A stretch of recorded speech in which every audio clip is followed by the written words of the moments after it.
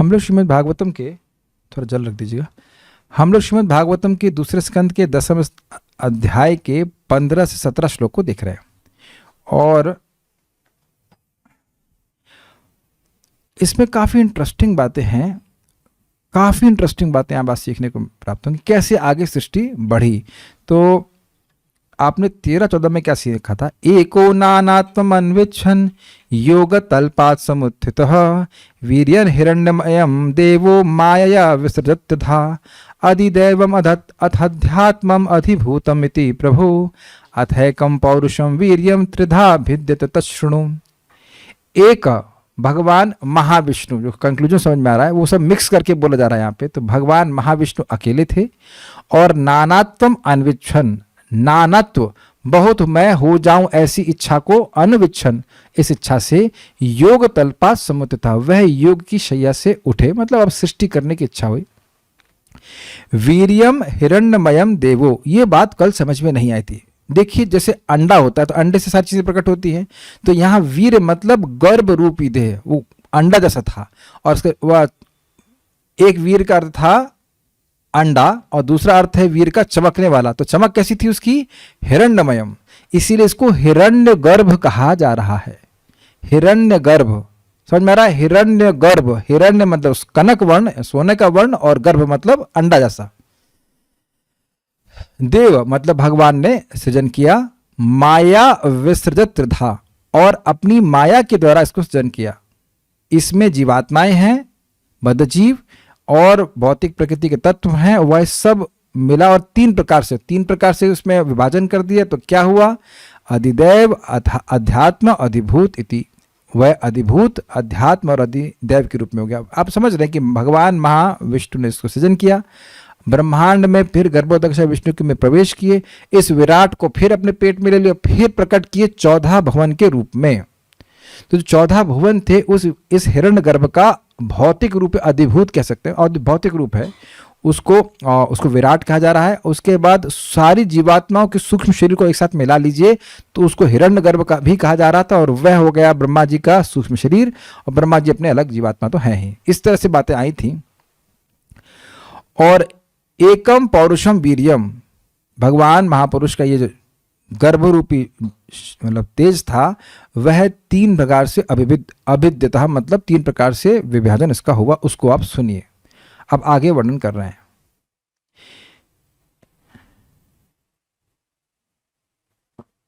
मेरे पीछे बोलिए।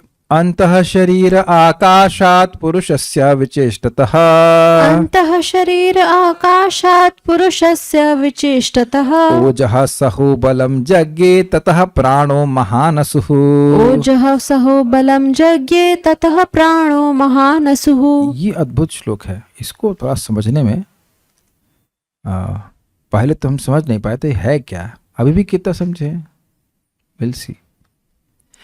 महाविष्णु के दिव्य शरीर के भीतर स्थित आकाश से इंद्रिय बल, मानसिक बल तथा शारीरिक बल उत्पन्न होते हैं। इनके साथ ही संपूर्ण जीवनी शक्ति, प्राण का समग्र उत्स स्रोत उत्पन्न होता है। यद्यपि यहां महाविष्णु बोला जा रहा है, लेकिन महाविष्णु तो पहले ही सृष्टि हो, उनकी सृष्टि तो कभी होती नहीं है, और उनके अंदर ये अंदर और बाहर वाला हिसाब किताब तो होता नहीं है। विराट पुरुष को ही महाविष्णु कह रहे हैं, ऐसे कुछ समझ सकते हैं। विराट पुरुष जो है, वो जो विराट रूप, उसी को महाविष्णु से अभिन्न कहा जा रहा है, क्योंकि उनकी शक्ति, वह उन्हीं का विस्तार है। इस अर्थ में आप लीजिए कि आगे बात विराट पुरुष की ही आएगी। तो भगवान विष्णु से या गर्भोदक विष्णु या महाविष्णु अलग व्यक्ति नहीं है, उनसे विराट पुरुष जो हुए, उस विराट पुरुष या विराट पुरुष की जो धारणा की जा रही है, वह उसमें जो शरीर माना जाए, उसके अंदर जो आकाश था, उससे, उनकी चेष्टा से इंद्रिय बल, मानसिक बल तथा शारीरिक बल उत्पन्न होते हैं। इनके साथ ही संपूर्ण जीवन शक्ति, प्राण का समग्र उत्स उत्पन्न होता है। अब इसका मतलब थोड़ा समझने का प्रयास करिए। देखिए, प्रधान इस जगत के सारी वस्तुओं का उपादान कारण है। उस पे भगवान महाविष्णु का दृष्टिपात होता है, तो महतत्व की सृष्टि होती है। तो महतत्व की सृष्टि होती है जब उन तीनों गुणों में सत्वगुण का प्राधान्य होता है, तो महतत्व होता है। जब रजोगुण का प्रधान होता है तो सूत्र तत्व होता है, और जब तमोगुण का प्राधान्य होता है तो अहंकार की सृष्टि होती है। समझ में आ रहा है? ये 2-5-24 में पढ़ाया गया था, फिर रिपीट हो रहा है यहाँ पे। देखिए फिर से रिपीट करूं, प्रधान उसमें गुणों की साम्यता। तो अब जब काल शक्ति का क्षोभ होता है भगवान विष्णु के द्वारा, महाविष्णु के द्वारा, तो उसमें गुणों का व्यतिकरण अर्थात गुणों का डिसबैलेंस हो जाता है। तो सतगुण बढ़ता है तो महतत्व की सृष्टि होती है, रजोगुण बढ़ता है तो सूत्र तत्व की सृष्टि होती है, और इसको मुख्य प्राण कहा जाता है। इसी से हम सभी के प्राण नियंत्रित होते हैं, यह इस श्लोक में कहा गया है। हमारे पास हमारे शरीर में 9 प्रकार के प्राण होते हैं। तो व्यक्तिगत रूप से जो हमारे प्राण हैं वह इस सूत्र तत्व के अंश से, जो कि महतत्व का एक अंश है सूत्र तत्व, उस सूत्र तत्व का फंक्शन यह है कि हमारे प्राणों का स्रोत है। इसलिए कह रहे हैं समग्र प्राणों का, संपूर्ण जीवनी शक्ति का समग्र उत्स उत्पन्न होता है, ऐसे कहते हैं सूत्र तत्व। तो ये विराट पुरुष से उत्पन्न हो रहा है, ऐसे बोल रहे हैं वो। जितना है उतना ही समझिए, उससे अधिक हमको समझाया नहीं गया है, वर्णन से अधिक में क्या बोल सकता हूं। सब बातें हमारी इंद्रियों के परे है, जो बात यहाँ पे रखी गई उसको बताया जा रहा है। इससे एक बात समझ में आ रही है कि देयर इज अ टोटल, आगे के श्लोकों में और क्लियर हो जाएगा, देयर इज टोटल जीवनी शक्ति, इसे इंग्लिश में कहते हैं universal life force, life energy, जो हर जगह व्याप्त है। प्राण शक्ति से कहते हैं, जिसके द्वारा व्यक्ति क्रियान्वित होता है। जब आप कहते हैं ना हम थक गए, तो प्राण शक्ति के डिप्लीशन की वजह से होता है। डिप्लीशन क्या बोलेंगे? क्षीण होने की वजह से होता है। आप लोगों ने कभी अगर किया हो अनुलोम विलोम प्राणायाम, तो आप देखेंगे उसे करने के बाद मन में कुछ शांति का अनुभव होता है। प्राण से ही हमारा मन प्रभावित होता है, प्राण से हमारी इंद्रियां प्रभावित होती हैं। अगले श्लोक से एकदम क्लियर हो जाएगा। इसी प्राण के द्वारा हमारे शरीर का स्वास्थ्य बना रहता है और शरीर का स्वास्थ्य डिस्टर्ब भी होता है। इसी को जो आजकल ये रेगी चल रहा है या प्राणिक हीलिंग है या और कोई भी नाम रख लें, तो वह वस्तुतः कुछ नई बात नहीं कह रहे हैं, उसी सूत्र तत्व को वो कह रहे हैं। उनको इस सूत्र तत्व का सूत्र उनको पता नहीं है। तो बाहर लोग सोचते हैं जापानीज, अरे भाई प्राण कोई जापानीज या चाइनीज या कुछ नहीं है, वो प्राण तो प्राण शक्ति है, सूत्र तत्व से कहा जा रहा है। तो उसके बैलेंस, उसी से हमारे सारे प्राण कंट्रोल होते हैं, और अगर वह डिसबैलेंस होता है तो व्यक्ति के शरीर में रोग आ जाते हैं। वो ठीक रहता है तो वो हम कर पाते, जैसे कार्य कर पाते। जैसे आप देखिए हो जेसीबी को जानते होंगे, जेसीबी में बड़े बड़े कार्य होते हुए दिखते हैं, लेकिन वो सारे हवा के प्रेशर से होते हैं। ये पता है आपको? न्यूमैटिक मशीन बोलते हैं, न्यूमैटिक प्रेशर कहते हैं, क्या होता है? तो उस प्रेशर से वो क्रियान्वित होता है। अरे अब आप लोग ट्रेन के ब्रेक के बारे में तो जानते ही होंगे। ट्रेन का ब्रेक भी तो हवा से लगता है ना, ऐसे बोला जाता है, प्रेशर बढ़ जाता है। हम लोग फिजिक्स में पढ़े थे, इधर 1 होता है उधर 200 होता है, ऐसे कुछ सिस्टम था, हम पढ़ते थे। पानी के प्रेशर और हवा के प्रेशर से ब्रेक लगते हैं, बहुत बढ़ जाता है। तो हवा के प्रेशर से बहुत सारी मशीनें कार्य करती हैं। हमारा शरीर भी प्राण वायु से ही कार्य करता है। प्राण ठीक से चलता है तो व्यक्ति का शरीर चलता है ठीक। तो ये सब बारे में बात हो रही है। अंतः शरीर, शरीर के भीतर विचेष्टता, अनेक प्रकार की चेष्टा करने के कारण पुरुषस्य महाविष्णु में विद्यमान आकाश, हाथ आकाश से ओजः, ओज का मतलब इंद्रिय बल, इंद्रियों में कार्य करने की शक्ति को ओजस कहते हैं। सह मतलब मानसिक बल, मन से कार्य करने की शक्ति को सह कहते हैं, और बलम मतलब शारीरिक बल। इंद्रिय बल और शारीरिक बल में थोड़ा अंतर है। आंख का बल इंद्रिय बल है, कान का बल इंद्रिय बल है, और शरीर का बल अलग प्रकार का हुआ है ना। कर्मेंद्र भी कुछ कह सकते हैं, लेकिन शारीरिक बल इज डिफरेंट फ्रॉम इंद्रिय बल।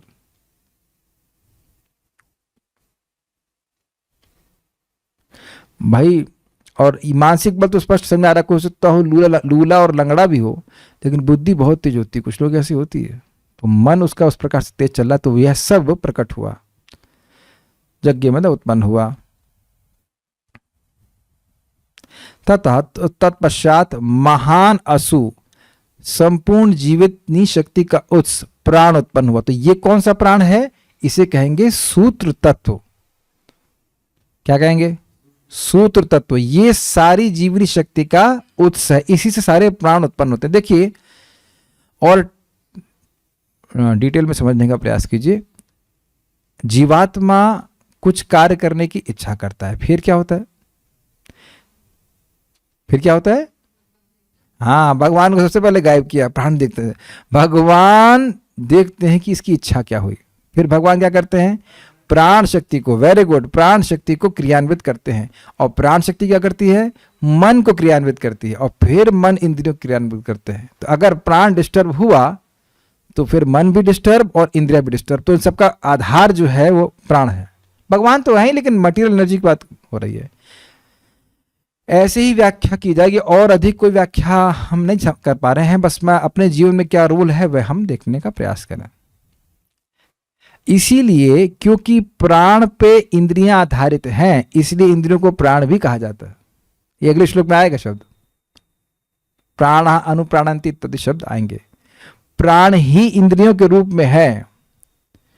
भगवत गीता में एक श्लोक आया, प्राणान प्राणेषु जुह्वति। तो वहां क्या अर्थ है, इंद्रियों को भोजन नहीं देते हैं, तो इंद्रियों को प्राण से कहा जा रहा है, क्योंकि प्राण के द्वारा इंद्रियां कार्य करती हैं। देखिए, आपको प्राण नहीं दिख रहे हैं, नहीं दिख रहे ना, हवा हवा एग्जैक्टली प्राण नहीं है, प्राण शक्ति है। तो अब वह प्राण शक्ति का कार्य जो इंद्रियां हैं वह आपको दिख रहा है। जैसे देखिए, अब सिंपल सी बात है, अब हम बता देते हैं, लोगों को बुरा लगे अच्छा लगे उससे मतलब नहीं, हमारा स्पष्ट बोलना हमारा स्वभाव है, बोल दे रहे हैं। भाई जैसे मैं बहुत थक गया था, तो मैंने अपने को रेकी हीलिंग किया, रेकी हीलिंग कहिए, प्राणिक हीलिंग कह लीजिए। अब कैसे एनर्जी आ गई, आपको लग रहा है मैं थका हुआ हूं, तो अब अभी झूठ बोल दीजिए, बता प्रमाणित कर दीजिए कि झूठ है। हम तो नहीं मान सकते झूठ है भाई, वो कोई तरीका कुछ भी था, लेकिन प्राणिक जो भी था वो मेरे प्राणिक कुछ फोर्स ने जैसे हीलिंग किया तो मेरे को शक्ति आ गई। ये विज्ञान में भागवत में देख रहा हूं। अब इसको भावुकता कहेंगे तो आप कहते रहिए, इसको इल्यूजन कहते हैं तो कहते रहिए। हमें तो नहीं लग रहा इल्यूजन है, एकदम स्पष्ट दिख रहा है कि प्राणिक एनर्जी है, उसके मेरा शरीर शक्ति प्राप्त कर रहा है। थक गया था तो डाउन हो जाते हैं। भोजन करने शक्ति कैसे आती है, भोजन में प्राण है, अनगत प्राण, नहीं सुना आपने, तो वो प्राण शक्ति वहां से मिलती है। नहीं, इज नॉट, अब पानी पीते हैं तो पानी पीते हैं, मतलब जो भोजन ग्रहण कर रहे हैं उससे हमको प्राण शक्ति मिल रही, उससे हमारी इंद्रियों में बल आता है, उससे हमारे मन में बल आता है। तो इसमें क्या, इसमें कोई मतलब ये क्या कह सकते, इमेजिनेशन या इल्यूजन या वट एवर हेलुसिनेशन की क्या बात है। जो चीज आप अनुभव कर रहे हो, भोजन करते हो एनर्जी आती है, अरे तो हेलुसिनेशन है।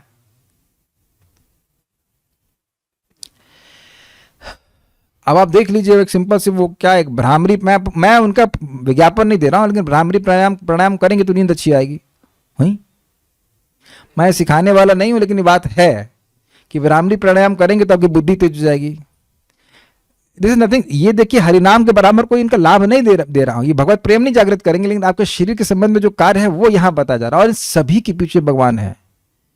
भगवान नहीं होंगे तो कुछ नहीं करेगा, ना भ्रामरी, ना अनुलोम विलोम, ना कुछ। लेकिन बात जो समझाई जा रही वो यह है कि प्राण के बैलेंस होने से ही हमारे शरीर में सब कुछ सही चल रहा है, और वह प्राण की सृष्टि कौन की है, भगवान की है। इसीलिए मदगत प्राण, अर्थात अपनी सारी इंद्रियों के कार्यों को भगवान के भक्त भगवान को समर्पित करते हैं। ये प्राण भी उनका है, ये इंद्रियां भी उनकी हैं, सब उनकी सेवा में लगनी चाहिए। Make sense? ये हम वाली बात बोलना चाहते थे। हम किसी चीज का विज्ञापन नहीं कर रहे हैं, हम खाली बता रहे हैं कि विज्ञान है, उसको मैं समझा रहा हूं, विज्ञान को ज्ञापित कर रहा हूं, विज्ञापन नहीं कर रहा हूं। श्रीधरी, शरीर के भीतर विद्यमान जो आकाश था उसमें अनेक प्रकार की चेष्टाओं को करने वाले पुरुष से ओज अर्थात इंद्रिय शक्ति, सह अर्थात मन शक्ति, और बल अर्थात देह की शक्ति उत्पत्ति हुई। अब एक बात समझने का प्रयास कीजिए। देखिए, विराट पुरुष के अंदर ही सारी जीवात्मा है, तो उनके डेवलपमेंट को समझा करके वो बता रहे हैं कि कैसे हमारे शरीर में कार्य कर रहा हो रहा है। इंग्लिश में कहते हैं माइक्रोकॉज्म एंड मैक्रोकॉज्म। मैक्रोकॉज्म मतलब बड़ा ब्रह्मांड, और माइक्रोकॉज्म मतलब छोटा ब्रह्मांड। तो प्रभुपाद एकदम अगले 17वें के तात्पर्य में बात को समझाएंगे। भगवान विराट पुरुष हैं, और वह उनके शरीर में जो आकाश था उसमें वह अब चेष्टा करने, कुछ कार्य करना चाहते। तो हमारे शरीर में कार्य कैसे हो रहा है, प्राण के द्वारा हो रहा है।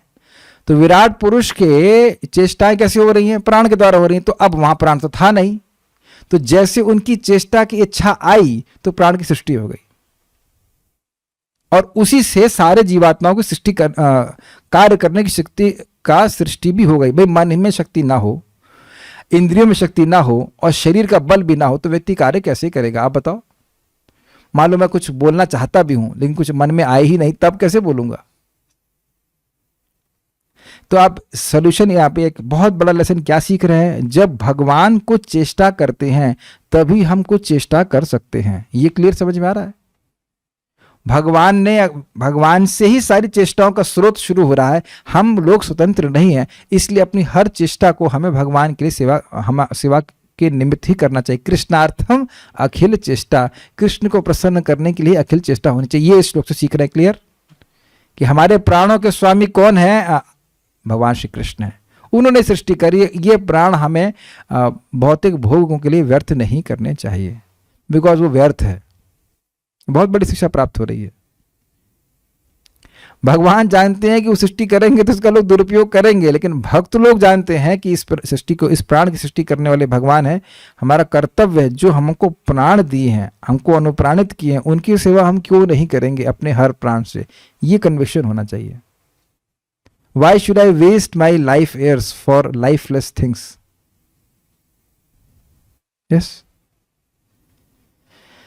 इसके पश्चात शक्ति स्वरूप सूक्ष्म रूप से सूत्र शब्द वाच्य प्राण की उत्पत्ति हुई। उन सबों में मुख्य प्राण ही है। भाई सिंपल सी बात यह है कि ये जो सूत्र तत्व है, इसकी सृष्टि हुई और उस सूत्र तत्व के द्वारा सभी प्राण संचालित होते हैं। अभी सारार्थ दर्शन से और क्लियर हो जाएगा।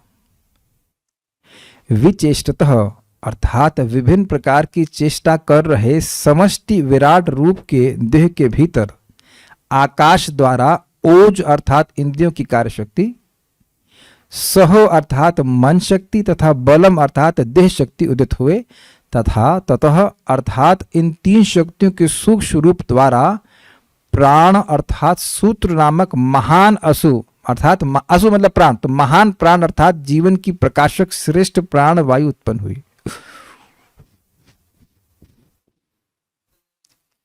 देखिए आकाश से क्या उत्पन्न हुआ? ओज, सह और बल। और इनके सूक्ष्म रूप से क्या प्रकट हुआ? सूत्र तत्व, जो कि सभी जीवात्माओं के प्राण का आधार है। इंग्लिश में मैं रिपीट करूंगा, यूनिवर्सल लाइफ फोर्स एनर्जी अगर कहा जाए। प्राण ना हो तो व्यक्ति कार्य नहीं कर पाएगा, प्राण शक्ति ना हो। मैं नाम नहीं ले रहा हूं, एक भक्त है, बहुत अच्छे भक्त, तो वह रथ यात्रा में नृत्य कर रहे थे और बहुत नृत्य किए, मतलब घंटों नृत्य करते, थक गए। तो उनको कुछ योग का अभ्यास है, वो कुछ साइड में गए और फिर वो कुछ योगाभ्यास प्राणायाम किए और फिर पूरा उत्साह से फिर सेवा में आ गए, फिर कीर्तन में आ गए। This the yogis can do. आपने सुना नहीं कि योगी लोग प्राण को निरुंध कर लेते हैं, रोक लेते हैं, तो कितना साल तक जीते हैं? 500 साल, 1000 साल तक। तो प्राण का हमारी जीवन अवधि पे निर्भर, मतलब जीवन की अवधि पे संबंध से प्रभाव होता ही है, ये लोग जानते हैं। जैसे आप पता है कछुआ लंबा क्यों जीता है? क्योंकि धीरे सांस लेता है। कुत्ता जल्दी क्यों मर जाता है? क्योंकि जल्दी सांस लेता है। इसलिए जल्दी सांस नहीं लेना चाहिए।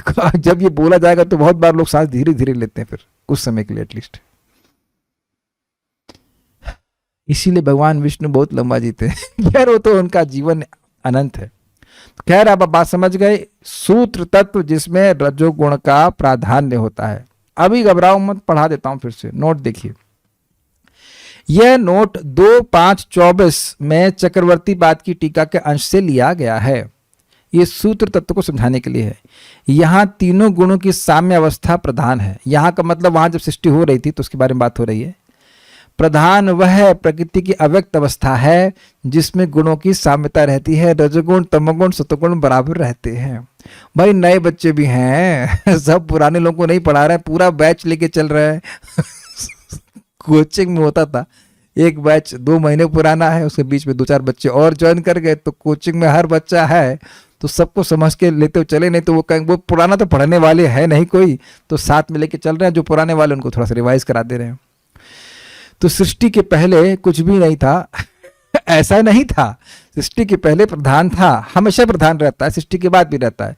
तो प्रधान में गुणों की साम्यता रहती, उसमें भगवान महाविष्णु जीवों को और अपनी काल शक्ति को मतलब डालते हैं, उसके द्वारा शुद्ध करते हैं प्रधान को। तो तब गुणों में व्यतिकरता मतलब डिसबैलेंस आता है। तो अब उसमें क्या होता है जरा देखिए। किंतु काल के क्षोभ द्वारा सत्वांश के वर्धित होने से महतत्व उत्पन्न होता है। जब उसमें सत्वगुण बढ़ रहा होता है तो महतत्व बन जाता है। रजोगुण के बढ़ने से महतत्व का एक प्रकार सूत्र तत्व उत्पन्न होता है। जब रजोगुण बढ़ता है तो सूत्र उत्पन्न होता है। अरे भाई नींद ही आती रहेगी, दिन में सो लीजिए, क्लास में नींद पूरी करेंगे। ये आपको लगता है कि जगे वालों को समझ में आएगा, आ रहा है, जो सोने वालों को समझ में आएगा? जरा विचार कीजिए, डांट नहीं रहा हूं मैं, जगे वालों को समझ में आ नहीं रहा है और आप सोचते हैं कि सोने वालों को या हाफ सोने वाले को समझ में आएगा। प्राण ठीक कीजिए, अपना सूत्र तब ठीक कीजिए, नहीं तो ये वेदांत सूत्र समझ में नहीं आएगा आपको। अरे ये वेदांत सूत्र की भाषा है, सॉरी वेदांत सूत्र का भाष्य है भागवत, ऐसे समझ में आ जाएगा आपको। कुछ सूत्र भी नहीं लगेगा, इसका हवा भी नहीं लगेगा। तो सूत्र तत्व क्या होता है इसकी व्याख्या हम लोग पहले भी सुन चुके थे, अब इसका हम फंक्शन समझ रहे हैं कि सूत्र तत्व करता क्या है। प्राण इज नॉट वायु, ये बात जरा ध्यान से सुन लीजिएगा। आकाश से, तामसिक अहंकार से आकाश, आकाश से वायु, वायु से अग्नि, अग्नि से जल और जल से पृथ्वी, तो ये तामसिक अहंकार की सृष्टि है। लेकिन प्राण राजसिक अहंकार से आया है, तो राजसिक अहंकार इस सूत्र तत्व, तो सूत्र तत्व से ही सारे प्राण आए हैं, इसलिए बहुत ध्यान सुनना होगा। प्राण इज नॉट वायु, जनरली प्राण वायु बोल देते हैं, ये वायु चल रही है बस वही प्राण है, ना ना ना, तो ये प्राण शक्ति अलग है। अब जो कुछ भी हो लेकिन वायु नहीं है, इतनी बात स्पष्ट है। केवल वायु मात्र नहीं जो आपको लग रहा है, ऐसा सोच रहे हैं जो, ठीक है। तथा तमस के वर्धित होने से अहंकार तत्व की उत्पत्ति होती है, तथा आकाश आदि तमस के आधिक्य एवं रजस और सत्व तत्वों की अति अल्प मात्रा के साथ अहंकार के कार्य द्वारा पंच स्थूल तत्वों की सृष्टि होती। ये क्या बोल गए? जब रजोगुण तमोगुण प्रधान में कम है और तमोगुण बढ़ गया तो तामसिक अहंकार होता है, तो उस तामसिक अहंकार से पंच महाभूतों की सृष्टि होती है, ये बोला गया। बेसिकली इस टीका में बताया गया था कि सूत्र तत्व क्या होता है, ये बोला जा रहा है। सूत्र तत्व क्या है? प्रधान में जब रजोगुण का आधिक्य हो जाता है तो उसको सूत्र तत्व कहते हैं। उसका काफी लिंक है, रजोगुण मतलब क्रिया और प्राण सारी क्रिया हो रही है, तो उसका लिंक आप वहां से पकड़ सकते हैं कि भाई रजोगुण से, रजोगुणी सृष्टि है या रजोगुणी कार्य है, तो उस सूत्र तत्व का एक्शन, उस सूत्र तत्व का वह सूत्र तत्व हमारी क्रियाओं में, क्रियाओं का आधार बन जाता है, क्योंकि प्राण के बिना कोई कार्य होता नहीं है, ऐसे समझ लीजिए, ठीक है। अच्छा नहीं समझ में आ रहा तो भाई जाके थोड़ा सा हनी टी पी लीजिए, क्या कह सकता हूं मैं। अब ये क्या छोड़ दूं बताओ? छोड़ सकता नहीं हूं, तो जो है उसको समझाना पड़ेगा और उतना ही समझा पाऊंगा जितना मुझे समझ में आता है। अगर किसी को और कोई ट्यूटोरियल्स मिलते हो तो बता दो, हम सुन करके समझाएंगे, लेकिन हमारे पास ऐसे कोई ट्यूटोरियल अब तक अवेलेबल नहीं रहा। तो हम चाह रहे हैं कि भक्त लोग अगर कुछ मिल जाए तो हमको भी और अधिक समझेंगे, तो आपको भी और समझाएंगे। अभी जितना आपके सामने है उतना मैं बता देना, ठीक है। अहंकार अर्थात जीव की उस उपाधि में तमस का आधिक्य, वो सब छोड़ दीजिए, आगे बढ़ते हैं। बड़ा इंटरेस्टिंग बात यहाँ क्लियर की जा रही है कि ये जो मुख्य प्राण है, इसी के पीछे सारे प्राण चलते हैं। प्राण का मतलब इंद्रियां। तो अब जरा उसको हम समझाते हैं। अनुप्राणन्ति यम प्राणाः प्राणन्तं सर्वजन्तुषु, अनुप्राणन्ति यं प्राणः प्राणन्तं सर्वजन्तुषु, अपानन्तं अपानन्ति नरदेवमिवानुगाः, अपानन्तं अपानन्ति नरदेवमिवानुगाः, अनुप्राणन्ति यम प्राणाः प्राणन्तं सर्वजन्तुषु, अनुप्राणन्ति यं प्राणः प्राणन्तं सर्वजन्तुषु, अपानन्तं अपानन्ति नरदेवमिवानुगाः, अपानन्तं अपानन्ति नरदेवमिवानुगाः। जिस प्रकार राजा के अनुयायी अपने स्वामी का अनुसरण करते हैं, उसी तरह संपूर्ण शक्ति के गतिशील होने पर अन्य समस्त जीव हिलते डुलते गति करते हैं, और जब संपूर्ण शक्ति निश्चेष्ट हो जाती है तो अन्य समस्त जीवों की इंद्रिय क्रियाशीलता रुक जाती है। लिंक समझ में आया? भाई ये महान प्राण क्या है, महान असु क्या है? तो समझा रहे हैं कि भाई देखो, जैसे राजा के पीछे जनता चलती है और राजा रुक गया तो जनता रुक जाती है, उसी प्रकार से राजा एक और प्रजा बहुत सारी, लेकिन राजा अकेला ही सारे प्रजा को कंट्रोल करता है। भाई प्राइम मिनिस्टर ने आदेश दे दिया कि अब सारे घर बंद होने चाहिए, तो लॉकडाउन हो गया। समझ रहे हैं? एक उदाहरण दे रहा हूं, हर कोई व्यक्ति नहीं मानता है, लेकिन फिर भी एक बात बोल रही जा रही है। तो अब उसी प्रकार से ये जो सूत्र तत्व है, जो मुख्य प्राण है, इसी से हम सबके प्राण क्रियाशील हैं। देखिए ये जो भोजन हजम हो रहा है ना, यह भी प्राण से ही हो रहा है। क्या प्रमाण है? अहम वैश्वानर युक्ता अहम वैश्वानरम भूत्वा अहम वैश्वानरम भूत्वा प्राणिनाम देहमाश्रिता प्राणपान समायुक्ता पचाम्यम अन्नम चतुर्विधम। भगवान स्वयं बोल रहे हैं कि मैं वैश्वानर होकर, पेट में भगवान एक वैश्वानर रहते हैं, तो वह होकर मैं प्राण और अपान वायु से युक्त होकर के सारे भोजन को पचाता हूं। तो प्राण का कार्य केवल क्रियाशीलता ही नहीं है, हिलना डुलना ही नहीं है, भोजन पचाना, मल को बाहर निकाला, जल के जो भी कार्य हो रहे हैं वह सब प्राण से ही हो रहे हैं। इसलिए पता है सीक्रेट क्या है? जो वाकई योगी होते हैं वो भोजन को कम कर देते हैं। क्यों? क्योंकि इंद्रियों को संयमित करना है। मैं वैसा नहीं हूं, मैं बता रहा हूं कि जो योगी होते हैं उनकी बात कर रहा हूं। प्रभुपाद कहते हैं वो लोग थोड़ा सा दिन में बस 1-2 चावल खाते हैं ऐसा। तो अब वो प्राण को, मतलब प्राण शक्ति कम दे रहे हैं, तो इंद्रिय शक्ति कम हो जाएगी। जो इंद्रिय शक्ति कम हो जाएगी तो इंद्रियों को जीतने में आसानी होगी। भक्त लोग समुचित मात्रा में प्रसाद लेते हैं तो वो इंद्रियों को शुद्ध ही कर देते हैं। कंट्रोल क्या करना है? शुद्ध इंद्रियां तो स्पीड अच्छा मान लो भगवान को देखने की इच्छा है तो आंखें अच्छी रहें, अच्छा है ना। तो इंद्रियों को रोकने की बजाय वो इंद्रियों को, मतलब रोकने के बजाय भगवान की ओर उन्मुख कर देते हैं। इंद्रियों को वैसे वो ऐसे इंद्रिय पवित्र हो जाती हैं, अलग से इंद्रियों को रोकने का कार्य नहीं करते। लेकिन मैं खाली ये बता रहा हूं कि प्राण का संबंध इंद्रियों के कार्यों से होता है।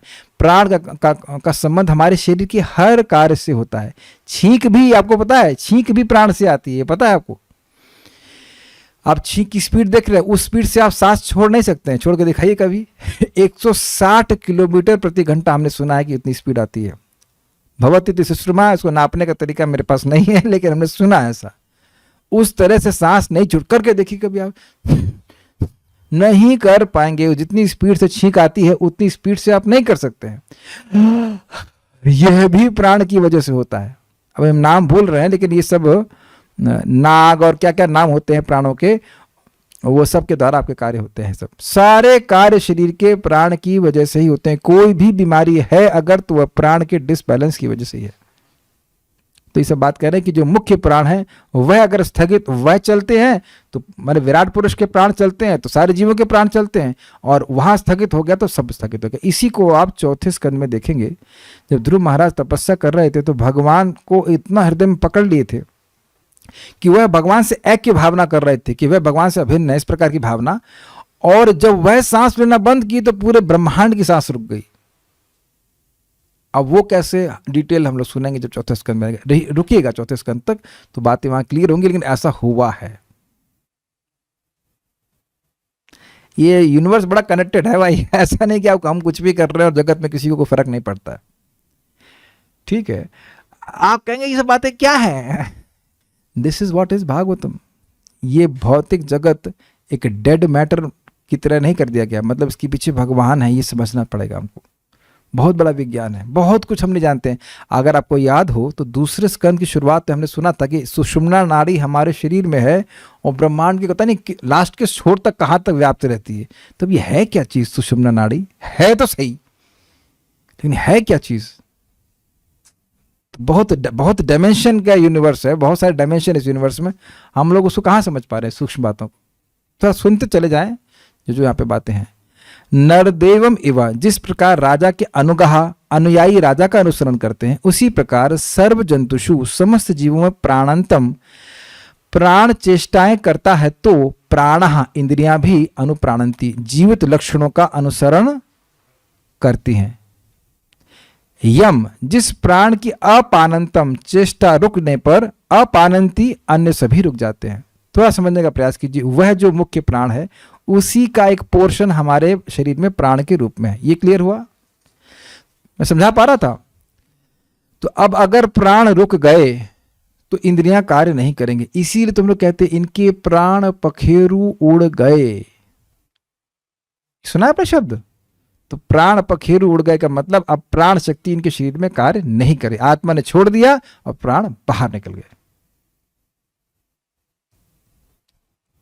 Life force is not here. खाली हवा बाहर निकल गई ऐसा नहीं है, वो प्राण शक्ति ही वहां से छोड़ देता। अब कोई इंद्रिय कार्य नहीं करेगी, आंखें वही रखती हैं लेकिन देखती नहीं। देखा आपने किसी व्यक्ति की मृत्यु बस अब कुछ घंटों पहले हुई है? कभी देखा किसी व्यक्ति को ऐसे? अपने को तो देख नहीं पाएंगे, तो कभी होगा तो देख लीजिएगा, वो एकदम देखने में बिल्कुल वैसा ही लगता है, लेकिन ना अब तो आंखें देखेंगी, ना कान बोलेंगे, ना कुछ रिएक्शन नहीं होगा। कभी कभी मेडिटेशन किया करिए कि अपना ही शव हमारे सामने लेटा हुआ है। कर पाते हैं? कभी नहीं करने का मुझे मौका ही नहीं मिल रहा है। मैं तो कई बार सोचा करता हूँ इस प्रकार से, जो व्यक्ति जहां बहुत जगह बोला था, याद आ रहा है भीष्म पितामह का प्रसंग, जो वाणी हजारों विषयों पे हजारों जगह बोली थी, अब वह शांत हो गई। प्रथम स्कंद में सुने थे। तो हम पहचान कर लेते हैं ये व्यक्ति बोल रहा है, आपको लग रहा है कि मैं बोल रहा हूं। हाँ तो आप ही तो बोल रहे हैं, मुझे भी लग रहा है कि मैं ही बोल रहा हूं, लेकिन वस्तुतः भगवान ही कृपा करके हमें कुछ बुलवा दे रहे हैं। हमको तो नहीं पता कि हम कैसे सोच रहे हैं, हमको तो नहीं पता कि मैं कैसे बोल रहा हूं, और ये सारी चीजें हो रही हैं। समझ रहे ना आप? आपको पता नहीं कि आप समझ कैसे रहे हैं, लेकिन समझ रहे हैं। नहीं? यस, नो, नहीं? तो इन सभी के पीछे भगवान है, ये व्यक्ति को स्वीकार करना पड़ेगा। तो ये सारे कार्य कैसे हो रहे हैं? प्राण शक्ति के द्वारा हो रहे हैं। ठीक है। देखिए एक भक्त हैं, बहुत अच्छे, बहुत सिंसियर भक्त हैं, तो वो बता रहे थे कि प्रभु हम कैसे क्लास में, हम पूरा दिन जॉब करते हैं, थक जाते हैं, तो अब हिम्मत नहीं पड़ती है, दिमाग काम नहीं करता है। बहुत सिंसियर है, बहुत सुबह उठते माला जप करते हैं। We have no absolutely like, उन पर कोई डाउट नहीं हो रहा है कि वो बहुत अच्छे से भागवत सुनना चाहते हैं। जब छुट्टी उट्टी होती तो आ भी जाते हैं, लेकिन स्वाभाविक सी बात एकदम थके रहते हैं। तो अब आप देखिए कि बुद्धि नहीं कार्य करती, नहीं करती ना, नहीं समझ में आता। तो अब आप प्रैक्टिकल देख रहे हैं कि बुद्धि के कार्य कराने के लिए भी प्राण शक्ति एक्टिव रहनी चाहिए। कैसे करिए वो आप जान लीजिए, लेकिन हम आपको एक बात समझा रहे हैं इस तरह से कि यह चीज कार्य करती है। ठीक है श्रीधरी, आप लोग कभी आश्चर्य नहीं करते? आप लोग सभी लोग जानते हैं, बाबा रामदेव हैं तो क्लेम करते हैं और सही करते हैं कि ये अनुलोम विलोम प्राणायाम कपाल भाती करके कॉन्स्टिपेशन ठीक हो जाता है। ऐसे फूक फूक करने से कैसे ठीक हो जाएगा? भाई ये एक वैदिक प्रक्रिया है, एक मतलब योग की पद्धति है जिसके द्वारा आपका प्राण ठीक हो जाता है। जो प्राण आपके कॉन्स्टिपेशन का कारण होगा, डिसबैलेंस, उसको ठीक कर देता है। मैं विज्ञापन नहीं दे रहा हूं, मैं ज्ञान समझा रहा हूं। आप कैसे ठीक करना चाहते हो अपने आप देखो। जैसे हम सूर्य नमस्कार करना शुरू किए जब से, तो हमको पेट बहुत सही लग रहा है, तो क्या है वो आपके प्राण को बैलेंस कर देता है, तो आपको सांस ठीक हो जाता है। ये सिंपल सी बातें हैं। Is it okay? देखिए जब भक्तों का स्वास्थ्य खराब होता है तब उनको मेरी बात समझ में आती है, प्रभु आप तो सही कह रहे थे। जब तक हम कोई किसी को हम चाहते नहीं किसी का स्वास्थ्य खराब हो, लेकिन स्वास्थ्य खराब जब हो जाता है तब कह रहे थे अरे सही कह रहे थे प्रभु जी। आप कुछ बता रहे थे। हाँ अब तो हम भी ध्यान नहीं देते। जब थोड़े और युवा थे तो हम भी ध्यान नहीं दिया करते थे, खाओ पकौड़ा केक लाओ, ये लाओ वो लाओ, लेकिन अब समझ में आता है। तो आप लोग भी कह सकते ठीक है, पर जब 40 के होंगे तब देखेंगे। तो ठीक है आपकी इच्छा, लेकिन it matters lot unless you are in भाव स्टेज। श्रीधरी, इस श्लोक में प्राण की मुख्यता का प्रतिपादन किया गया है। उन्होंने कहा कि शरीर के भीतर जब प्राण चेष्टाएं करता रहता है तो सारी इंद्रियां भी चेष्टा रहती हैं। तो अब समझा रहे हैं कि जिस प्राण का वर्णन पिछले श्लोक में हुआ वो करता क्या है, काय को वर्णन कर रहे हैं। जब प्राण चेष्टा करना छोड़ देता है तो इंद्रियां भी चेष्टा करना छोड़ देती हैं। ये ठीक उसी तरह से होता है जिस तरह से लोक में भृत्य यानी सेवक जो हैं वे अपने स्वामी का अनुकरण करते हैं। बहुत स्पष्ट है, जैसा प्राण कराएगा तो वैसा ही इंद्रियां करेंगी। समझ रहे हैं? यहां तक कि जो मन के रोग होते हैं यह भी प्राण के डिस्टर्ब होने से होते हैं।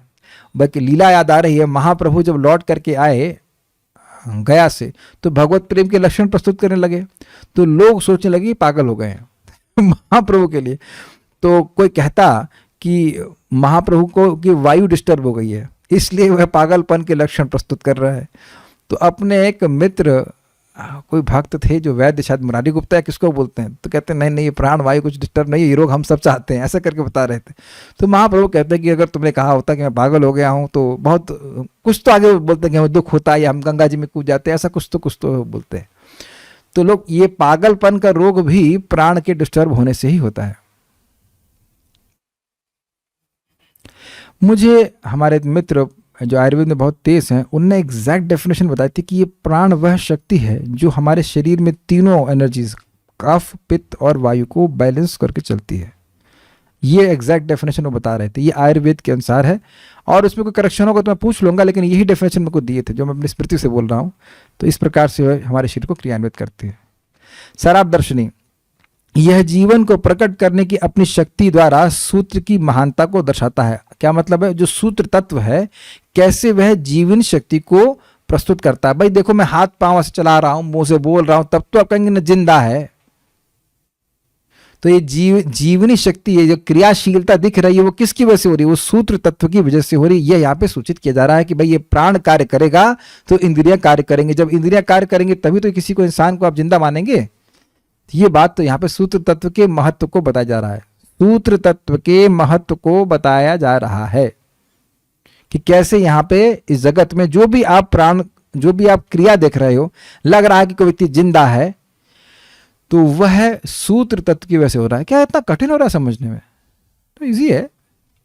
प्राणव अर्थात इंद्रियां इस सूत्र का अनुसरण करते हुए कार्य करती हैं जो क्रियाशील होता है, तथा जब सूत्र कार्य करना बंद कर देता है तो ये कार्य करना बंद कर देती हैं। वे राजा के सेवकों के समान हैं। सूत्र तत्व, हाँ, जो मुख्य प्राण है उसी का अंश प्राण के रूप में यहाँ पे सबके शरीर में है। ऐसा नहीं, जैसे समझने का प्रयास करें, बहुत सिंपल तरह समझ सकते हैं कि भाई करंट, मुख्य रूप से करंट कहाँ उत्पन्न होता है? पावर हाउस में। अब उसी का अंश यहाँ बल्ब के रूप में है कि नहीं? तो उसी करंट से ये पीला बल्ब जल रहा है, उसी करंट से ये सफेद बल्ब जल रहा है, उसी से एसी चल रहा है, उसी से फैन चल रहा है। जैसे, बहुत सुंदर समझ आएंगे, जैसे बिजली काट दी गई तो ये सारे एक साथ ठप हो जाते हैं। अब समझ में आ गया? और जैसे ही बिजली चलती है, बिल्कुल देखेंगे, जैसे बिजली चलती है तो एसी भी चल जाता है और पंखा भी चल जाता है और रेफ्रिजरेटर भी चल जाता है। अब तो बहुत स्पष्ट है। तो जैसे वो स्नैप कर दी जाएगी बिजली, तो हम हमारे शरीर की रूपी कोई भी इंद्रिया है, जो प्राण है, प्राण एक बिजली की तरह मान के चलिए, वह अब हमारी इंद्रिय को क्रियान्वित कर रही है। यद्यपि ये कॉन्शियस एनर्जी नहीं है, कॉन्शियस नहीं है, ये सचेत नहीं है, लेकिन ये हमारे शरीर की क्रियाओं को क्रियान्वित कर रही है भगवान की अध्यक्षता में। पहले हमने बोल दिया, जीव इच्छा कर रहा है, भगवान सचेतन व्यक्ति हैं, वह प्राणों को कंट्रोल कर रहे हैं। प्राणापाना समायुक्ता पचामि अन्नम चतुर्विधम, मैं पचाता हूं। प्राण भगवान की अध्यक्षता में ही कार्य करता है। मया दक्षिण प्रकृति सूयते सचराचरम। जड़ पदार्थ खुद अपने से कभी कुछ नहीं कर सकता है, उसके पीछे चेतन तत्व है, वो भगवान है, परमात्मा। जैसे प्रभुपाद बताते हैं, हम जीवात्मा के रूप में इस देह में है तो देह कार्य कर रहा है, ऐसे पूरा विराट जगत उसके बीच में, उसके पीछे परमात्मा है, इसलिए वो जगत कार्य करता हुआ दिख रहा है। जैसे अगर शरीर छोड़ दे तो मनुष्य की दाढ़ी नहीं उगेगी, एक दाढ़ी का बाल भी नहीं उगेगा। लोग डर जाएंगे, अरे मुर्दे की दाढ़ी बढ़ रही है। बताइए, कभी सुना आपने न्यूज में मुर्दे की दाढ़ी, ब्रेकिंग न्यूज, मुर्दे की दाढ़ी बढ़ गई? ऐसा कभी न्यूज नहीं देखेंगे आपके, मुर्दे की दाढ़ी बढ़ गई, नहीं बढ़ी। सुना आपने कभी मुर्दे की दाढ़ी बढ़ गई? तो क्यों नहीं बढ़ गई? आत्मा वहां से निकल गई। तो जैसे आत्मा एक देह के पीछे है, ऐसे परमात्मा ही पूरे ब्रह्मांड के पीछे है। पीछे का मतलब उसके आधार है, उसी पे, उन्हीं के आधार पर पूरी जगत कार्य कर रहा है। ये आगे और भी श्लोकों से क्लियर होगा। क्रम संदर्भ, प्राण व्यक्तिगत प्रकार की वायु है। मुख्य प्राण की शक्ति द्वारा व्यष्टि अर्थात व्यक्तिगत प्राणों की शक्ति प्रकट होती है, किंतु इसका अप्रत्यक्ष रूप से संकेत दिया गया। क्या क्या क्या बोल गए भाई? हम सभी के शरीरों में प्राण कार्य कर रहा है, तो वह प्राण कैसे कार्य कर रहा है? उस प्राण का कार्य इंद्रियों के कार्य के रूप में दिख रहा है। तो वो प्राण किसका भाग है? मुख्य प्राण सूत्र तत्व का, जिसका वर्णन पिछले श्लोक में हुआ। तात्पर्य, व्यष्टि जीवात्माएं परम पुरुष की पूर्णतया शक्ति पर निर्भर रहती हैं। व्यष्टि मतलब इंडिविजुअल, हम सभी लोग हर व्यक्ति यहाँ एक बराबर नहीं समझ रहा है, क्योंकि भगवान सबको एक बराबर नहीं समझवा रहे हैं। किसी का स्वतंत्र अस्तित्व नहीं रहता। जिस प्रकार विद्युत बल्ब में स्वतंत्र तेज नहीं होता, बिजली का प्रत्येक यंत्र बिजली घर पर पूर्ण रूप से निर्भर रहता है। यह बिजली घर बिजली उत्पादन के लिए जलाशय पर निर्भर रहता है, जलाशय बादलों पर, बादल सूर्य पर और सूर्य सृष्टि पर निर्भर रहती है, और यह सृष्टि पूर्ण पुरुषोत्तम भगवान की चेष्टा अथवा गति पर निर्भर करती है। इस प्रकार भगवान समस्त कारणों के कारण स्वरूप है। यह बहुत अच्छा उदाहरण समझ में आ गया भाई। ये बिजली का उदाहरण जो मैंने आपको दिया, तो बिजली को भी आप कैसे उत्पन्न करते हो? प्रपात यहाँ पे दे रहे हैं, हाइड्रो इलेक्ट्रिक के बारे में बात कर रहे हैं। डैम होता है तो वहां जल है, तो पॉइंट इज वेरी सिंपल। प्राण शक्ति इस जगत में सब कुछ क्रियान्वित कर रही है, लेकिन वह स्वतंत्र नहीं है। वह भगवान की अध्यक्षता में, बार बार ये बात बोली जा रही कि परम सत्य एक व्यक्ति है, he is not a unconscious object. समझ में आ गया? बात आगे बढ़ती है। नेक्स्ट आगे का श्लोक देख लेते हैं। अब यहां भूख प्यास की बात होगी। ये बड़ी रोचक बात है। जब हम लोग को भूख लगती है, आप लोग को भी लगती होगी, तो अब हम लगता है कि मुझे भूख लग रही है, ये फीलिंग आती है ना, कुछ अलग तो नहीं आती। लेकिन यह कार्य प्राण के हैं, और इसी कारण से प्राण, जब हम भोजन कर लेते हैं तो प्राण मतलब स्थिरता, अब हमें शक्ति आ गई। आप लोग ऐसा कभी अनुभव किए कि जब भूख लगी हो, मान लो कुछ कम खाना को मिला हो, तो थोड़ी देर बाद आपको थकान सी महसूस होती है? ऐसा हो सकता है, शायद मैं अपना ही अनुभव बोल रहा हूँ, आप लोग कुछ नहीं होता है? कभी कभी कम खाने को मिले, आधा पेट मिले, ऐसा कुछ हो, तो अब हजम हो गया वो, अब 2-3 घंटे बाद आपको कुछ लगेगा, मतलब कमजोरी सी लग रही बॉडी में। तो वो क्या हुआ? प्राणों को पूर्णतः उसका आहार नहीं मिला।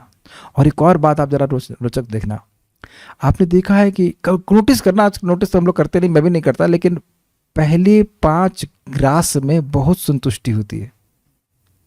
आप नोटिस किया चीज को? कई बार ऐसा हुआ, मुझे खिचड़ी वैसे बहुत ज्यादा पसंद है, तो पहले कौरों में तो बहुत अच्छी लगती है, घर वाली तो अच्छी बनती है, मतलब जब हम पहले बाहर की खाते थे, मतलब बाहर से, मतलब मंदिर में जो बन लेते, तो शुरुआत के 4-5 कौर तो बहुत अच्छी लगती है, उसके बाद आ जाता है कि नमक कम है।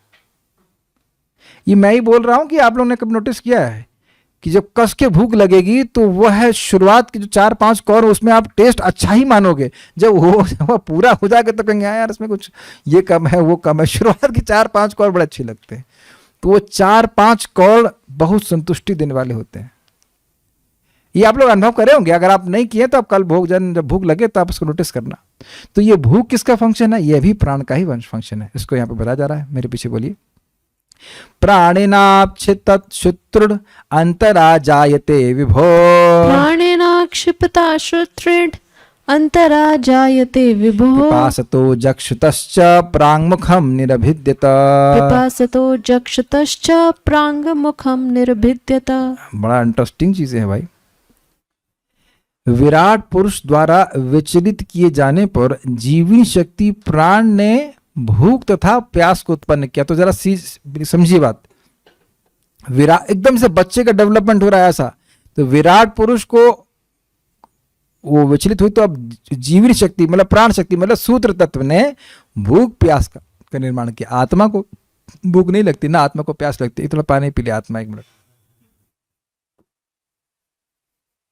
देखिए मैं बोल रहा हूं तो उसमें प्राण कुछ जा रहा है, तो अब वही कुछ जो भी होता हमको नहीं पता, उसको बोलने से कुछ समय के बाद प्यास लगने लगती है। इसका एक और लिंक है, जब आप लोग जप कर रहे हैं, मान लो 1-2 घंटा कर रहे हैं, तो आप कुछ गर्म पानी पीजिए, यहाँ थोड़ा जो भी दे दिया ठंडा जो भी है, जैसे भी दे रहा है, लेकिन ठीक है, लेकिन आप उस समय गर्म पानी पीजिएगा।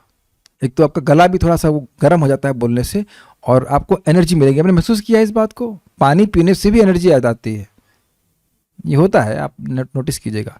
अगर आप बहुत देर तक जप कर रहे हैं तो थकान हो रही, तो आप जल पी सकते हैं, कोई कठिनाई नहीं है। आप करके देखना, उससे आपको जप करने में सुविधा होती है। गला तर हो जाता है कहते हैं, लेकिन वहां भी प्राण को आवश्यकता होती, इसलिए पानी पीना चाहिए। ये दिखाता है कि जैसे मुक्त पुरुष परीक्षित महाराज सुखदेव गोस्वामी कितना परे थे, वो प्राणों के भी बिल्कुल परे, ना भूख ना प्यास ना नींद ना कुछ भी।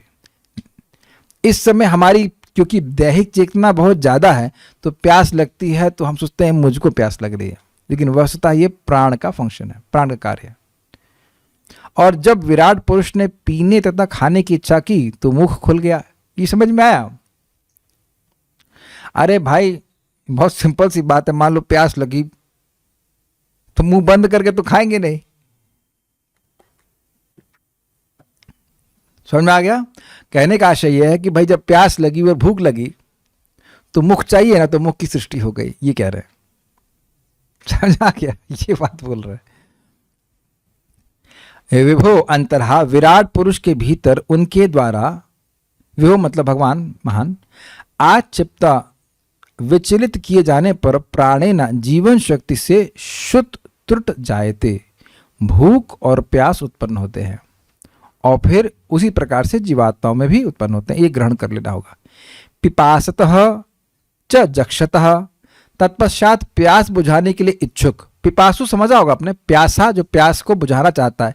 जक्षतः मतलब जो भोजन, जो भूख को बुझाना चाहता है, भूख को समाप्त करना चाहता है। खाने के लिए इच्छुक।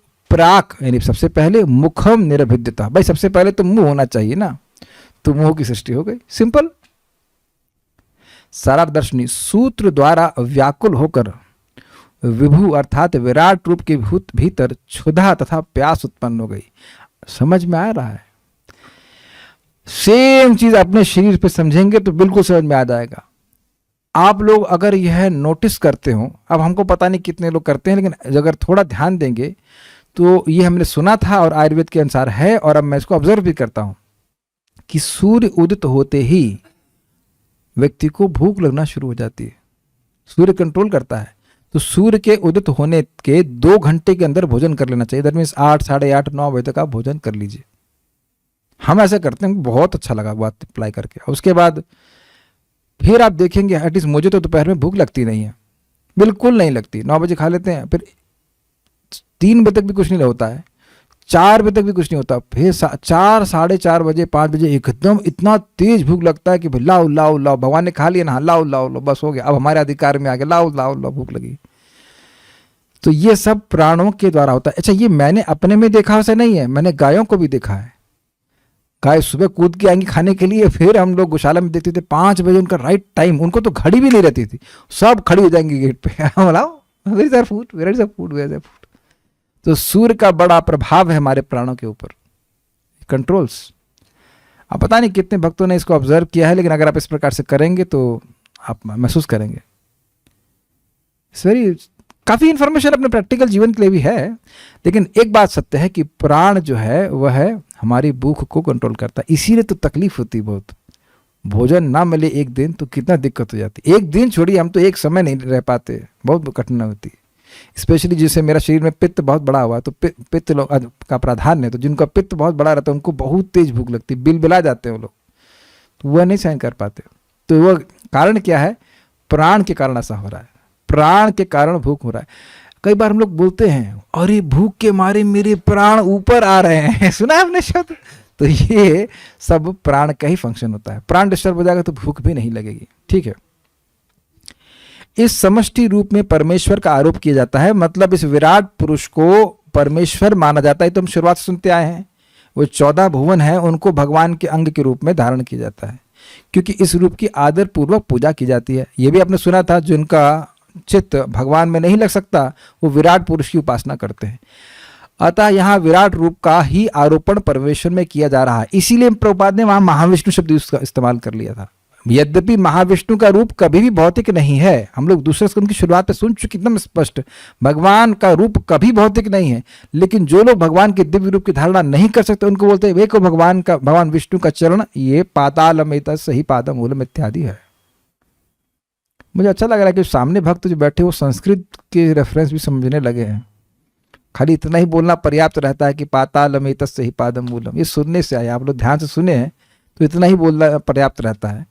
अब व्याख्या तो है, मतलब खाली कहने का आशय ये है कि भगवान के अंगों के रूप में विभिन्न लोकों की धारणा कर ली जाती है, जो लोग भगवान के दिव्य अंग की धारणा नहीं करते हैं। तो ये बात बोल रहे हैं।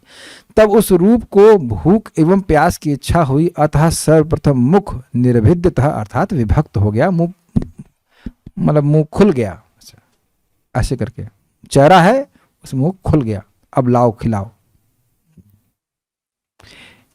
एक बार किसी ने व्यक्ति ने पूछा, अरे भगवान तो सब कुछ खा सकते हैं, तो उनको पत्रम पुष्पम फलम तोयम देने की क्या जरूरत है? तो प्रभुपाद ने कहा वो सब कुछ खा सकते हैं और तुमको भी खा सकते हैं, लेकिन वो विराट रूप तुमको नहीं देखना है।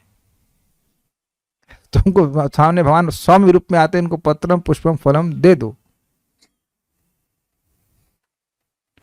वैसे एक बात विचार कीजिए कि जब आपको प्यासे हो और आपको जल दिया जाए, नहीं आप मांग रहे हैं कि हमको जल दो, तो उसका तब कितनी संतुष्टि मिलती है जब जल मिलता है। Please hear very carefully my dear माता जीज, क्योंकि आप लोग प्राय भोग लगाते हैं। जरा विचार कीजिएगा, जब आप किसी से जल मांगते हैं और आपको जल मिलता है तो कितनी संतुष्टि मिलती है। कभी क्लिक किया इस तरह से? Now will you offer water to Krishna? Does that make sense? कुछ सुनाई पड़ा? भगवान आपकी और मेरी तरह ही व्यक्ति हैं, यद्यपि वे हमारी वस्तुओं पे आश्रित नहीं है, लेकिन जब वो जल मांग रहे हैं तो वो संतुष्ट होते हैं। मैं ये कह रहा हूं, मैं रोज जब भगवान को स्नान कराता हूं तब मुझे बड़ा एक बहुत सिंपल सी फीलिंग आती है, ऑलमोस्ट रोज ही, कि मैं नहा करके कितना फ्रेश महसूस कर रहा हूं। नहीं करते आप लोग? तो जब भगवान को नहलाएंगे तो भगवान भी वही व्यक्ति, भगवान हमसे ज्यादा साफ रहना चाहते हैं। इनकेस आपको लग रहा हो कि भगवान मैले, ना, भगवान को नहाना बहुत अच्छा लगता है। इसीलिए जो व्यक्ति भगवान को नहला रहा होता है, ये एक महिमा समझ लीजिए, तो वो उतने 1000 वर्षों तक वैकुंठ में रहेगा जितने उस जल में बूंदे हैं।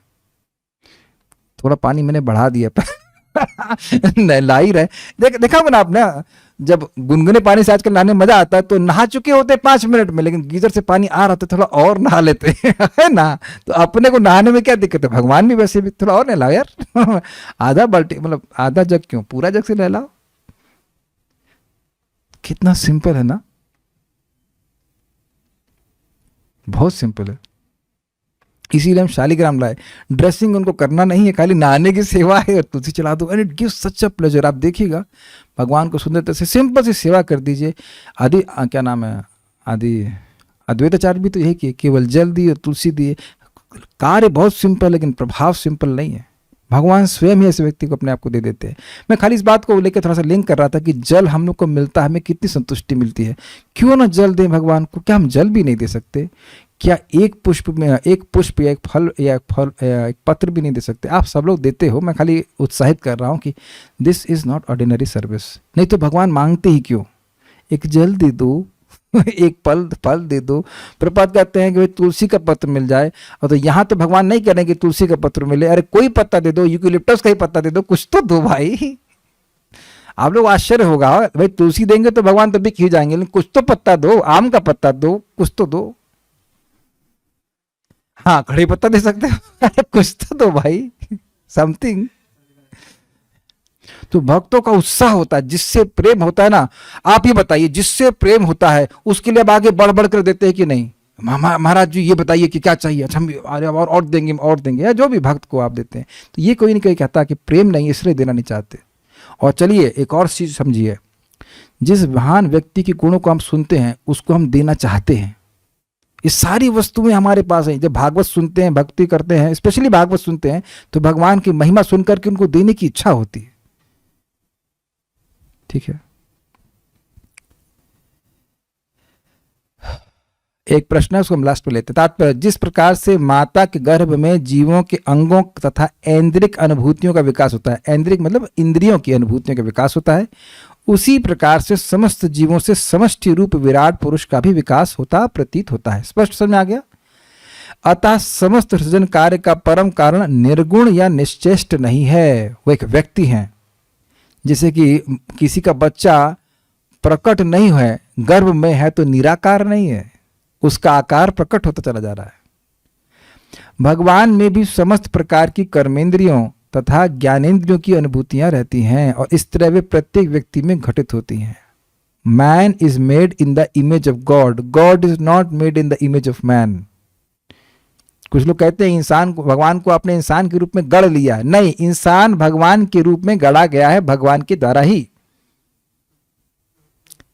पर ब्रह्म निराकृति, पर ब्रह्म नर नहीं है, इन द सेंस कि इंसान नहीं है, वह नराकृति की है, द्विभुज रूप में है पर ब्रह्म। यह इच्छा या चेष्टा परम पुरुष का स्वभाव है, वह अनंत चेष्टा से युक्त है, उनकी इच्छाएं अनंत हैं, उन्हें अनंत बच्चे चाहिए, उनको अनंत पत्नी चाहिए, उनको अनंत सब कुछ, अनंत ही है सब कुछ, इच्छा है अनंत चेष्टामय है।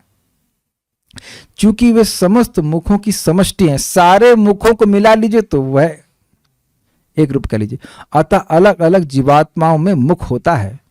इसी प्रकार से अन्य सारी इंद्रियां तथा उनके अंग भी होते हैं। बड़ी सुंदर बात है, भगवान किसी भी विष्णु तत्व से स्वीकार करते हैं सिवा, क्योंकि सभी उनके विस्तार हैं, और भगवान किसी भी जीवात्मा के द्वारा सुनते हैं।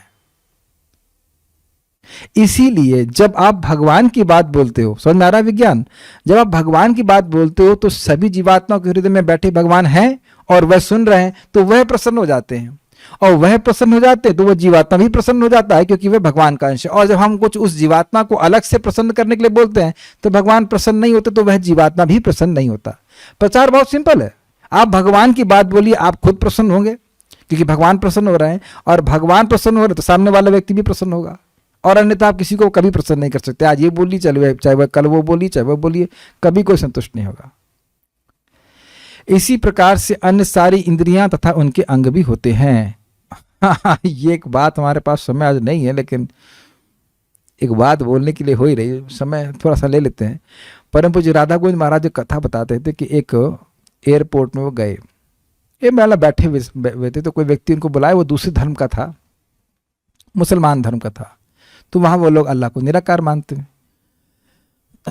तो वो बोले आप हिंदू हैं? तो महाराज ने कहा हाँ हम हिंदू हैं। तो कहते हैं हमने सुना है कि हिंदू लोग पत्थर को पूजते हैं। तो महाराज बोले पत्थर तो नहीं पूजते, पत्थर तो यहाँ है, हम तो उस पर खड़े हैं, इसको तो पूजा नहीं कर रहे हैं। कहते नहीं वो तो मूर्ति बनाते हैं, ये फलान का। तो भगवान का रूप होता है क्या? तो इतने में ही नमाज का समय हो गया, तो नमाज पढ़ने लग गए। अच्छे व्यक्ति थे, अच्छे मुसलमान थे। तो अब महाराज को सोचने का मौका मिल गया। तो महाराज जब उनकी नमाज समाप्त हुई तो महाराज पूछे अच्छा ये आप नमाज पढ़ रहे थे किसके लिए पढ़ रहे थे? कहते अल्लाह के लिए पढ़ रहे थे। तो उन्हें कहा कि अल्लाह सुन भी रहा था या पैसे ही पढ़ रहे थे? तो कहते अरे अल्लाह पढ़ता है, असो सुनता क्यों नहीं? बिल्कुल सुनता है। तो महाराज पूछे आप कैसे सुनते हो? तो वो बड़ा गुस्सा हो गया, कहते ये कैसा प्रश्न है? तो वो गुस्से में बोला कि आप कैसे सुनते हैं? तो महाराज बोले कि मैं अपने कान से सुनता हूं। तो आप कैसे सुनते हैं? कान सुनते हैं। अल्लाह कैसे सुनता? का वहीं रुक गया वो। समझ गए ना बात? आप कान सुनते हो, ये भी कान सुनते हैं। आपने कहा कि अल्लाह सुनता है, तो अल्लाह भी तो कान से सुनता है ना। तो उन्होंने कहा अच्छा ये जो आपने जो बातें बोली हैं मुसलमान धर्म के, जो भी धर्म है, तो वह अल्लाह ने बोली है? कहते हाँ अल्लाह ने बोली है, अल्लाह ने हमारे पैगंबर को बोली, बड़ी अच्छी बात है। तो फिर महाराज बोले आप कैसे बोलते हैं? तो वो समझ गया, कहते हैं तो आप कैसे बोलते? तो हम अपने मुंह से बोलते हैं। आप कैसे बोलते हैं? अपने मुंह से बोलते हैं। अल्लाह कैसे मुंह से बोलता? अल्लाह कैसे बोलता है? मुंह से बोलता है। तो महाराज बोले फिर अल्लाह की खाली मुंह है, अल्लाह लंगड़ा लूड़ा लंगड़ा है कि वो उसके पास हाथ पैर नहीं है। तो वो कह रही भाई ये तो हमने एक्सप्लेनेशन कभी सुना ही नहीं। तो वह बड़ा प्रसन्न हुआ और महाराज को बहुत सुंदर घड़ी दी। तो समझ गए ना? यही बात प्रभुपाद समझा रहे हैं कि ऐसा नहीं कि केवल भगवान का मुख है, भगवान के अन्य इंद्रियां भी हैं, और सारी इंद्रियां किसी भी इंद्रिय को कार्य करने में सक्षम है। यहां पर मुख समस्त इंद्रियों का प्रतीक स्वरूप है, क्योंकि अन्य पर भी यही नियम लागू होते हैं। मान लो चलने की इच्छा हुई तो पैर प्रकट हुए, कुछ कार्य करने की इच्छा हुई तो हाथ प्रकट हुए, ऐसे करके आपको ग्रहण करना होगा उपरक्षण से। तो यहाँ बात समाप्त हो रही। आगे की सृष्टि के बारे में हम लोग कल सुनेंगे। अब कुछ प्रश्न। जब कहा जा रहा है कि उतने हजार वर्ष तक भगवान के धाम में रहता है, बट भगवान के धाम तो व्यक्ति जाने के बाद हमेशा ही वहीं रहेगा ना, फिर हजार वर्ष की क्या तात्पर्य है? अरे भाई हजार का मतलब अनंत है। वहां जाके भगवान कह देंगे अच्छा तुम्हारा पानी खत्म तुम वापस जाओ। अरे धाम में जाकर भगवान की सेवा ही तो करनी है। तो हजार का मतलब अनंत ही होता है। ठीक है, सो विल स्टॉप हियर। हाँ प्रश्न लीजिए। बहुत कठिन वाला मत पूछना भाई, टॉपिक बड़ा कठिन है, इजी वाला पूछना। हाँ हरे कृष्णा। प्रभु जी यहाँ पे कह रहे हैं कि मुख प्रकट हुआ। हाँ तो ये जीव आत्माओं के मुख प्रकट हुए, तो मतलब आत्मा की बात कर रहे हैं कि शरीर? ना ना ना ना ना, जीवात्माओं का मुख को मतलब ही नहीं है। वो सब बात यहाँ केवल शरीरों की हो रही है, वो जीवात्मा का स्वरूप और वो तो बिल्कुल अलग ही किताब बात हो रही है। जब वो जब भी इस तरह की बात आएगी ना, जीवात्मा की सृष्टि हुई, जीवात्मा प्रकट हुई, तो उसका मतलब यही होता है कि जीवात्मा तो शाश्वत है, उसको देह मिला। ये आपको वो लैंग्वेज को ऐसे हमेशा ग्रहण करना पड़ेगा। जीवात्मा की, कई बार बोला ब्रह्मा जी ने जीवात्मा की सृष्टि करी, तो क्या मतलब इसका? उनके शरीरों की सृष्टि करी। जीवात्मा तो ऐसा कोई समय नहीं था कि जब मैं नहीं था और आप नहीं थे और हम आगे नहीं रहेंगे, है ना? तो ये बात है, वो आपको हमेशा वैसे ग्रहण करके चलना पड़ेगा। जब भी सृष्टि की बात हो रही मीन्स शरीरों की सृष्टि की बात हो रही, जीवात्मा की सृष्टि कभी नहीं हो सकती, अनादि है। हाँ, आप भी कुछ पूछ रहे थे, हम बताइए। हरे कृष्ण अब मैं सो जाता हूँ। हाँ बोलिए। हाँ ठीक है, ठीक है। प्रभु जी, विराट पुरुष तो एक कॉन्सेप्ट है। हाँ, विराट पुरुष कंसेप्ट है। तो उसका जो इतना मतलब चर्चा हम लोग कर रहे हैं, तो मतलब इसका क्या मतलब तात्पर्य है? देखिए, बार बार समझने का प्रयास कीजिए। यह पॉइंट डिस्कस किया जा चुका है कि बार बार आप सृष्टि के बारे में क्यों बोल रहे हो, भगवान की लीला क्यों नहीं सुनाते? तो क्या सुना था आपने? भगवान के शुद्ध भक्त जो हो गए हैं या नित्य पार्षद, वह तो भगवान की लीलामृत के आस्वादन में लगे रहते, उन्हें कोई जरूरत नहीं इतना सृष्टि सुनने की। लेकिन हम लोग जो अब भोग की शैया पे लेटे हुए हैं, उनको जगाने के लिए बार बार आत्म तत्व की बात बोली जाएगी। देखिए ना, आदिभूत, अध्यात्म, आदिदेव के बारे में सुनते हैं तो व्यक्ति की कुछ कुछ उपाधि ढीली पड़ती है कि भाई हम ये देह नहीं है, ये आदिभूत हम नहीं है। नहीं तो इसी उपाधि में भी जीव चिपका रहता है। ऐसा उपाधि में सोया हुआ जीव भगवान की लीला का आस्वादन कैसे करेगा? और जब तक भगवान की सृष्टि लीला को नहीं समझेगा, वो भगवान की जो मतलब ये जो रासलीला है उसको वह एकदम भौतिक समझेगा। तो इसलिए आवश्यक है कि उसकी शुद्धि हो। इसलिए बार बार सृष्टि तत्व के बारे में बात हो रही है। इसी बात को थोड़ा अलग तरह से पहले बताएगा, इस बार थोड़ा और डिटेल में बता रहे हैं, लेकिन बात बार बार आ रही है ताकि व्यक्ति पहले तो ये समझे कि भगवान बहुत महान है, दूसरा ये समझे कि हम भगवान पर निर्भर हैं, तीसरा ये अपना भी समझे, अपनी स्थिति भी समझे कि भाई हम इस देह से अलग है। जैसे अभी आप देखिए ना, बाकी प्रश्न आएंगे, जीवात्मा तो अलग है, ये कौन सी किसकी बात हो रही? तो आप बार बार जब सुनते हैं कि भाई जीवात्मा देह से अलग है, तो व्यक्ति इस भोग शैया से बाहर आता है। I am not this body. जब तक मैं इंद्रिय तृप्ति करता रहूंगा भैया, तो मैं इस भावना में बना ही रहूंगा कि आई एम दिस बॉडी। तो ये आवश्यक है व्यक्ति बार बार सुने और उस ज्ञान के आधार पर कार्य करने का प्रयास करे कि मैं यह देह नहीं हूं। ये श्रीमद् भागवतम मेरे लिए बहुत इंपॉर्टेंट है, क्योंकि बाकी सारी चीजें मेरे शरीर के लिए हैं। ये नाम जप मेरे लिए बहुत इंपॉर्टेंट है। We are taking this body too seriously, more seriously than we should take it. Agreed? तो इस भावना से बाहर आए कि ये देह महत्वपूर्ण नहीं है, ना देह की क्रियाएं बहुत महत्वपूर्ण है। अगर वो महत्वपूर्ण है तो तब जो वैष्णव की भगवान की सेवा में नियोजित है, बाकी सब व्यर्थ है। 2 कौड़ी का भी देह नहीं है ये। मरने के बाद कोई मूल्य भी नहीं लगाता, किसी नाक कितने रुपए ले ले नहीं पूछेगा, और न शरीर में कोई ऐसी वस्तु है। तो देखिए हमारा ज्ञान कितना गहरा है। तो उस ज्ञान से व्यक्ति को बाहर निकालना पड़ेगा। हम सबको, ऐसा नहीं कि मैं बाहर निकल गया हूं, हम भी आपके संग निकलने का प्रयास कर रहे हैं बाय रीडिंग भागवतम। बहुत गहन अंधकार, जरा सी भी इंद्रिय तृप्ति कर रहे हैं तो बहुत घोर अंधकार है। मान लीजिए थोड़ा सा भी हम सोच रहे कि मैं स्कूटर हूं, थोड़ा सा भी सोच रहे हैं कि स्कूटर को पूछा तो आहा मेरे लिप्स कितने प्यारे लग रहे हैं, ओहो मैं कितना चमक रहा हूं, तो है ना ज्ञान? जरा सा भी सोच रहा है तो।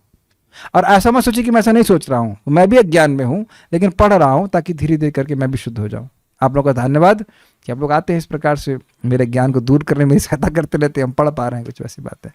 तो चलिए कुछ सूत्र तत्व के बारे में समझ में आया। कल जो पढ़ेंगे, कल होगा उसको हम चर्चा करेंगे कल।